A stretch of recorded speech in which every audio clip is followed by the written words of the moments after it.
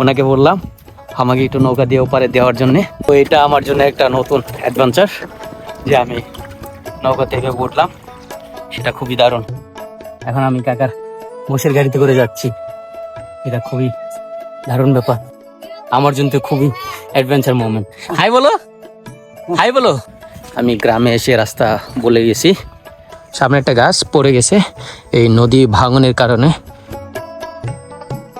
তো বন্ধুরা আসসালামু আলাইকুম, আমরা এমন এক জায়গায় চলে এসেছি যেখান থেকে খুব সহজেই আপনারা গ্রামের যে প্রকৃতি, যে ভিউটা আছে সেটাই উপভোগ করতে পারবেন, যেখানে ধুলোর গন্ধেও থাকে এক ধরনের শান্তি এবং বাতাসের ছোঁয়াতেই লুকিয়ে থাকে শৈশবের স্মৃতি। আজ আপনাদের নিয়ে যাচ্ছি ঠিক তেমনই এক জায়গায় যেখানে সময় চলে ধীরে কিন্তু অনুভূতিগুলো ছুঁয়ে যায় অনেক গভীরে।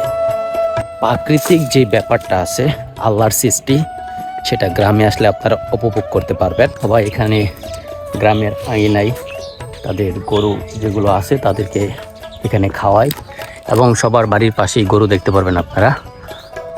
2টা 4টা 5টা 6টা করে গরু আছে তাদের সবারই,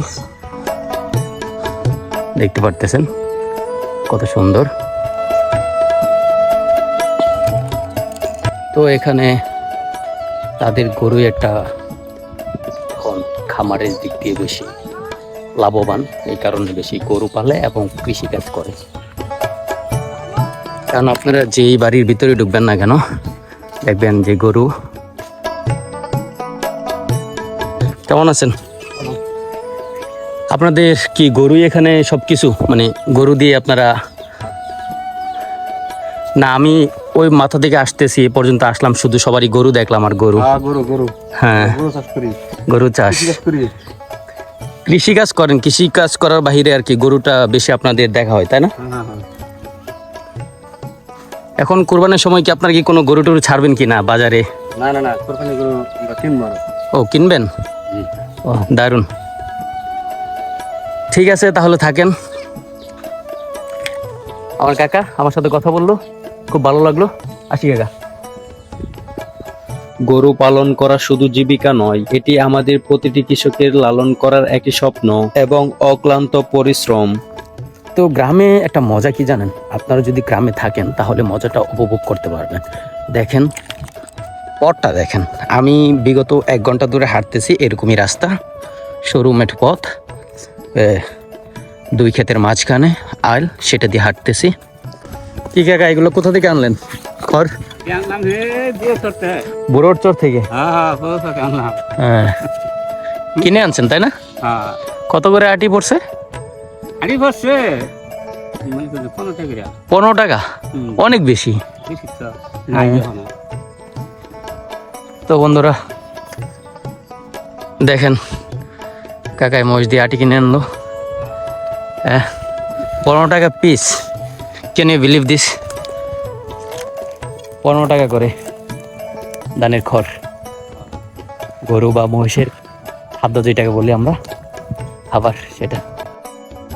হারিয়ে যাওয়া ঐতিহাসের খুঁজে মেঠো পথ আর মহিষের গাড়ি, এই মেলবন্দর যেন এক টুকরো প্রশান্তি। যান্ত্রিক এই যুগেও আমাদের গ্রাম আজও টিকে আছে এই অনন্য বাহন। আমি মনে করি এখানকার মানুষের যে জীবনটা আছে সেটা খুবই আনন্দময়, কারণ আপনারা দেখতেই পারতেছেন মেঠো পথে হাঁটা, এবং ওপার থেকে আমি আসতেছি ক্ষেতের আইল ধরে মাছ ধরতেছে। হ্যালো, কি অবস্থা সবার? আপনারা দেখতে পারতেছেন ওনারা এখানে মাছ ধরতেছে।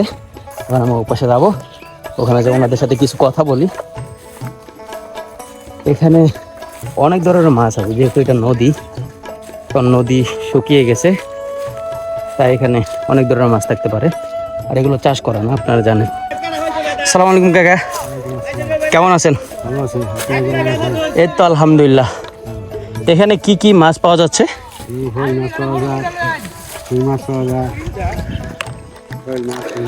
শৈল মাছ, শিং মাছ, টাকি মাছ, আর অন্যান্য যে মাছগুলো আছে সেগুলো সব তো এখানে।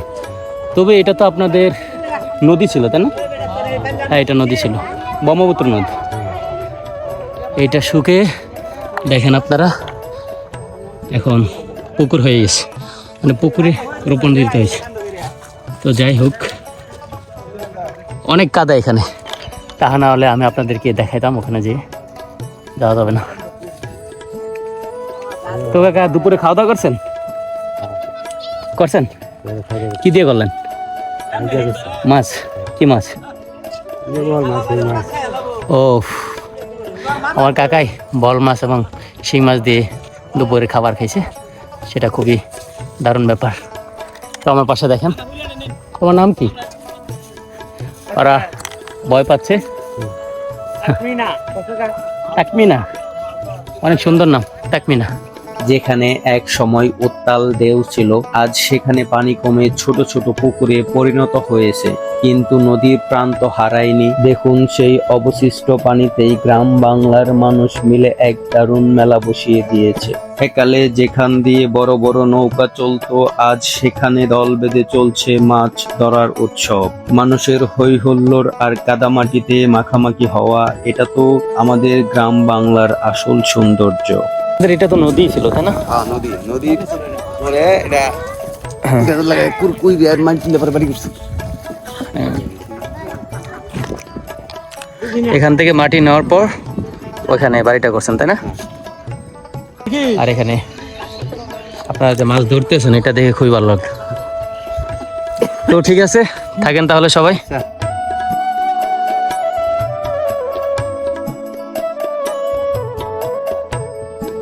অনেকে মনে করেন গ্রামে করার মতো কিছু নেই, সারাদিন অলস সময় কাটে, কিন্তু এই শান্ত সবুজের আড়ালেও যে কত শত ছোট ছোট আনন্দ আর ব্যস্ততা লুকিয়ে আছে, তা আজকের এই ভিডিওটি শেষ পর্যন্ত না দেখলে বিশ্বাসই করবেন না।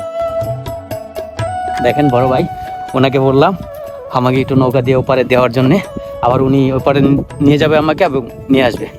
তো এখন আমি যাব, উনি উঠেছে, আমি উঠে দেখি, খুবই দারুণ ব্যাপার। ওয়াও! তো এটা আমার জন্য একটা নতুন অ্যাডভেঞ্চার, যে আমি নৌকা থেকে উঠলাম, সেটা খুবই দারুণ। এবং পিছনে আছে, আপনারা দেখতে পাচ্ছেন। আপনার বাড়ি এখানেই, তাই না? এই নদীতে অনেক মানুষ দেখলাম, সবাই নিজের কাজে ব্যস্ত। উনি এসেছিলেন নদীতে গোসল করতে, কিন্তু কথা বলতে বলতে কেমন যেন আপন হয়ে গেলেন। হঠাৎ বললেন, চলেন একটু ঘুরে আসি। তারপর নিজের নৌকাটা নিয়ে আমাকে নিয়ে পেরিয়ে পড়লেন নদীতে। এমন মানুষ এখনো আছে যাদের মনটা নদীর মতোই খোলা। আমার এখানে আসলে এগুলো ভালো লাগে, এই কারণে আমি আপনাদেরকে নিয়ে আসি যখনই আসি। তো বড় ভাই আমাকে এখানে নিয়ে আসলো, উনি যদি না থাকতো তাহলে আমি এটা পার হয়ে পর্যন্ত আসতে পারতাম না।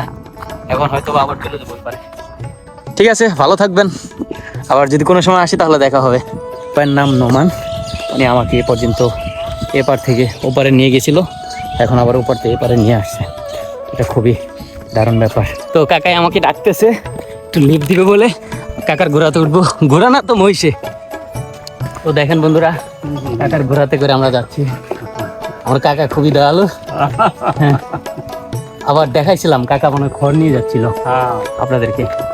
এখন আমি কাকার মোষের গাড়িতে করে যাচ্ছি। তো কাকা, আপনার কি দুইটা মোষই নাকি আরো আছে? দুইটাই। এই দুইটা দিয়ে প্রতিনিয়ত এরকম কাজ করতে থাকেন, তাই না?